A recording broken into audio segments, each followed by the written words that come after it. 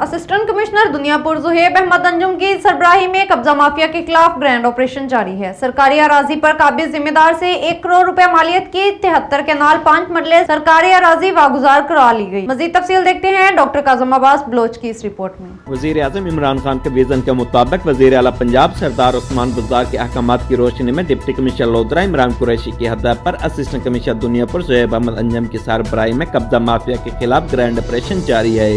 Assistant commissioner Duniyapur Zuhaib Ahmad Anjum ने देगर अफसरान और पुलिस के बारी नफरी के हमरा चक नंबर 247 WB में सरकारी अराजी पर अरसा दराज से काबिज जिम्मेदार नज़ीर अहमद के खिलाफ कार्रवाई करते हुए जिम्मेदार नज़ीर अहमद से 1 करोड़ रुपए मालियत की 73 कनाल 5 मरले सरकारी अराजी वागुजार करवा ली। सरकारी अराजी पर काश्तगी की फसल चक्के हज़ा के नंबरदार के हवाले कर दी गई है। असिस्टेंट कमिश्नर ज़ुहैब अहमद अंजुम का इस मौके पर कहना था कि सरकारी अराजी पर काबिज कब्जा माफिया के खिलाफ रोजाना की बुनियाद पर कार्रवाइयाँ जारी रहेंगी।